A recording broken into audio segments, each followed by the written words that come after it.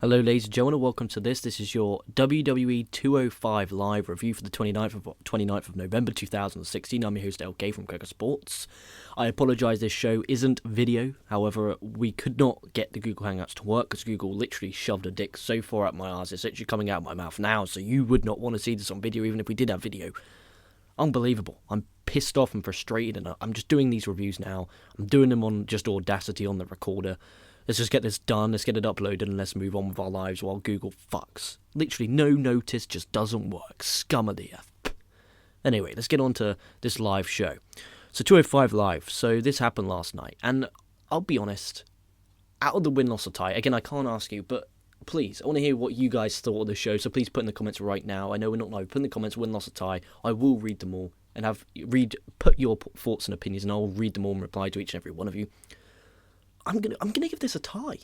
I really am, because it has Vince McCunt's fingerprints all over this, and the interviewers were poor. The interviews really bother me now. Like, it's to the extent where Booms is even messaging me saying your points and opinions on these interviewers are like really, really true, and they are really, really bad, and they ruin it. Like, some of these guys' promos are so bad that if he had Mean Gene Okerlund interviewing these people, he could save this promo and turn it around. But you don't. You have robots. And that's who they employ, because they're dirty fucking companies. So I'm going to give this show a tie. It didn't feel intimate. There was no crowd reaction for the majority. And there was certain crowd members who really fucking pissed me off. And also, during the SmackDown live show, I did do something known as the name and shame game. After the 205 live review, right here, stick around, and I'll be doing the name and shame game from SmackDown Live, because I did it, I have my notes right in front of me, and I want those people to be buried and embarrassed, because I'm in a pissed off mood, and I want to annoy some people. So we have a fucking awesome video package. Oh jeez, I fucking break everything in this PW. It's not even the PW, what's going on tonight? I'm fucking annoyed.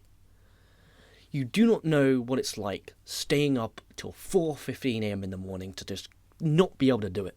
It's so frustrating. I love doing this, which is why I'm pissed off. Okay, great video package to start us off. Really, really was great. Commentary for here was Corey Graves, Mauro Ranallo, and Austin Aries. He says he is on commentary till he is clear to go in the ring, and then he's going after the WWE Cruiserweight Championship. So that's good to hear from Austin Aries here, that we're going to have him go after the Cruiserweight title. So maybe this is him done in NXT. This is him moved up. Well, that's always a good thing to see. Then we have introduce all the cruiserweights on the ramp. That's smart, because not everyone knows all these cruiserweights, and there was lots of video packages all throughout the night explaining each and every wrestler individually.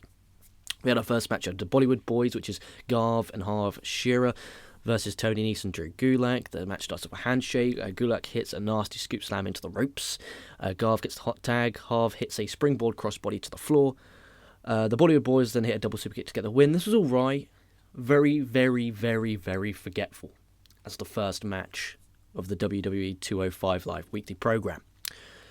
And it's all about getting that crowd used to these talents. I understand that. You know, your first few weeks, you want to get the casuals, you want to get the non-hardcore wrestling fans who may not have watched the Cruiserweight Classic. You want to get them used to these wrestlers. You have an issue. Everyone who owns the WWE Network is the only people who get access to this show. The only people. Okay, so why don't you have really great wrestling for those people who are paying for your network? Okay, the people who watch the Cruiserweight Classic are your WWE Network subscribers, which means they already know these talents, which means you don't need to reintroduce them to us because we've already watched it on the network. Don't like it. This match was forgetful. After the match, Nese blames conditions of the sweaty ropes and the mat being lumpy. Dude, this has Vince McCunt written all over it. There is no way Vince McMahon did not write this show. There is no way. The crowd were leaving. They were bored. They didn't care. The reason the Cruiserweight Classic was so special was I bashed the Full Sail fuckers. I bashed the Full Sail University as a hobby. But the way how it felt intimate, it felt real, it felt special. Everything that was right about this is what was wrong about the 205 Live. Okay? Jeez, 1.5 stars. For your opening match, why can you have Akira Tozawa and Grand Metalik, who are on that ramp, go in there and bust it out? Have a 5-star kick-ass match. Instead, you did a normal Raw match. That's not what I paid my $9.99 to see. Backstage, you have Brian Kendrick. He puts over Rich Swann, but says he won't win the Cruiserweight title as he will make a mistake. TJ Perkins says he is owed a rematch, so glad Kendrick can be so positive. He is so shit at promos. He is so bad at promos. He is one of the worst talkers I've ever heard in my life. He reminds me of Heidenreich. Sheesh, he's so bad. And Heidenreich, that's not fair, because at least he portrayed his character very well. What's TJ Perkins' character? An arrogant arsehole. To me, he looks like an arrogant arsehole. If I saw that walking in the street, but doing that dabbing bullshit, I'd think, okay, that's a roadman. I would call him a roadman. Hey, you, TJ Perkins, you are a fucking roadman. You scumbag. I didn't give a fuck how good he's in the ring. His character's poor. I'm hyperventilating. I think I need to do Raw reviews like this. Sheesh. And I don't want to talk about Monday Night Raw. I want to talk about Davari versus Jack Gallagher. Very excited for this debut for months. Jack, he just ties him. He just bends him. Just all the way into knots. Incredible technician in that ring is Mr. Jack Gallagher. Unbelievable. Gallagher, well, they got in here, escapes a headlock with a handstand. Absolutely brilliant. The crowd responding pretty decent. They're quiet, but they applaud when Jack Gallagher does something really impressive. Jack then ties Davari up so much that basically Jack isn't touching him. And, he's just standing there, and the referee's asking if he wants to quit. He then runs, and Pele kicks, not Pele, just, when I say Pele, I mean the famous football player Pele, kicks him in the ass. Morrow says, Jack's such a innovative wrestler, sorry, sports entertainer. That's why this show won't work. Little Vince McCunt, Vince Cuntedy McCunt is all written all over this. Listen back to this match, and hear Morrow go, this is why Jack Gallagher is such a great technician wrestler. Sorry, sports entertainer. He apologised because Vince McMahon's feeding him the lines. He apologised for saying the word wrestling on a show which is dedicated to Cruiserweight wrestling. Sorry, Cruiserweight sports entertainment. Morrow, what has happened to you, buddy? This is why Vince McCunt should not be in charge of this company. He makes wrestling a dirty word. He makes it a dirty word to the point where the announcers are apologising live on air for saying the word wrestler. Unfucking real. Unbelievable. Sheesh. Jack then hits a big headbutt and a running dropkick to get the win. Jack's insanely, amazingly talented, and Vince McCunt, please don't ruin or waste him. And this worries me about Shinsuke Nakamura and Samoa Joe, Bobby Roode, Ty Dillinger. They're all well and dandy down in NXT where Triple H is at the forefront, but when they get Vince McCunt, my God, run for the fences if I was you. Run. Sheesh. 2 stars though. Decent match. Just really, that bothered me a lot. Then with the Cruiserweight title on the line, Rich Swann versus champion Brian Kendrick. Kendrick had no entrance, even though he's the fucking champion, and he entered first again, which annoys me. If Triple H was running this, there's no way that Brian Kendrick would have came out first and got a non-TV entrance. You don't have to run commercials. This is the fucking WWE Network, you scumbags. They have a handshake. You could see so many people leaving. The crowd are pretty much dead. Swann hits a running cannonball off the barricade. Swann hits a belly to back, pretty much on Brian Kendrick's neck. Kendrick hits a neck break onto the top of the buckle, exposed. Kendrick hits a bridged full Nelson, which is nice.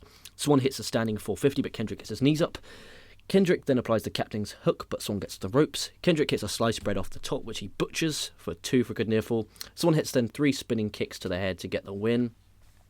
Really, really good match. I give it 3 stars, which is why this show's a tie, not a loss.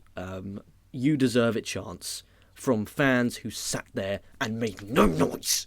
They made no noise, and then they chanted, you deserve it. No, you do not have the right to chant that. You don't. You sit there in silence and then pop because he won the title. You're chanting you deserve it. You don't even know who this man is, or you'd be making fucking noise for him all night. You didn't care when he went for the cover. You didn't do anything, you scumbags.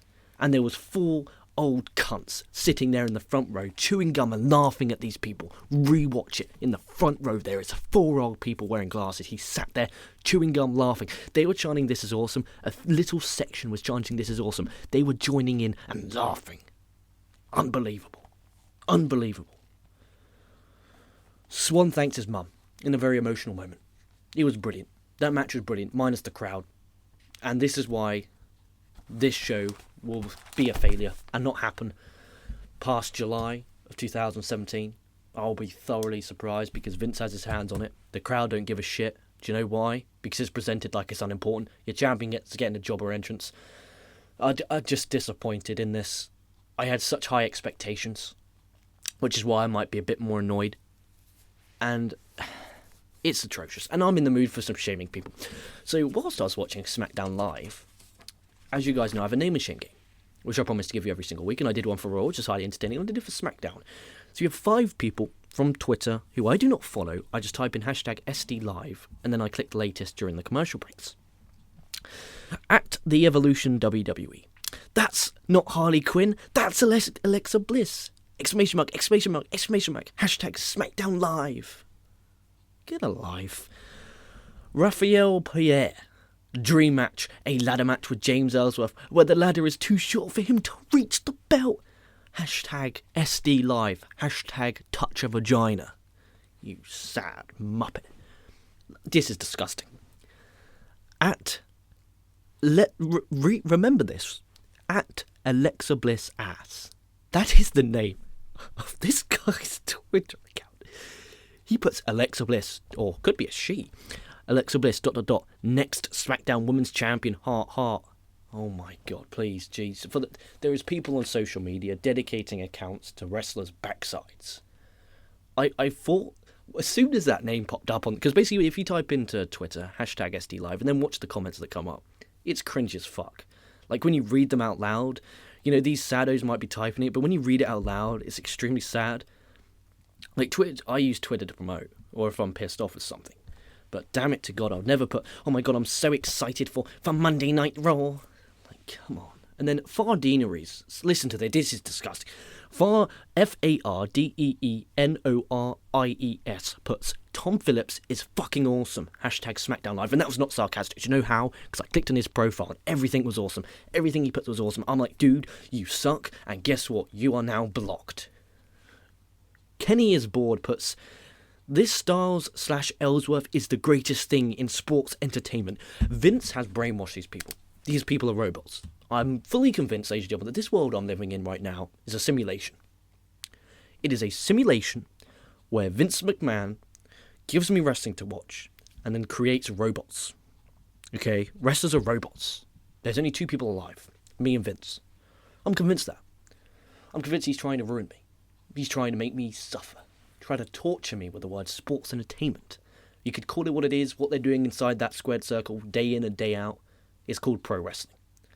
And the fact that you don't call it that deeply offends me, but I'm over it. I'm not over it. I'm over it until a commentator says wrestler and then has to say sorry on air and then say sports entertainer. That's when I have an issue with it.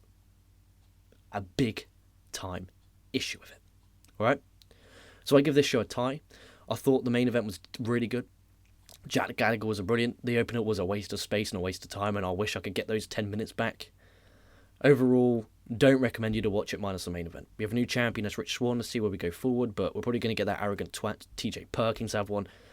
That being said, I hope you all enjoyed this show. I hope you enjoyed this negativity from me. I'm very negative at the minute. That being said, I hope you all enjoyed the show. Stay safe, stay well, like, comment, subscribe, and I'll be catching your asses down the line.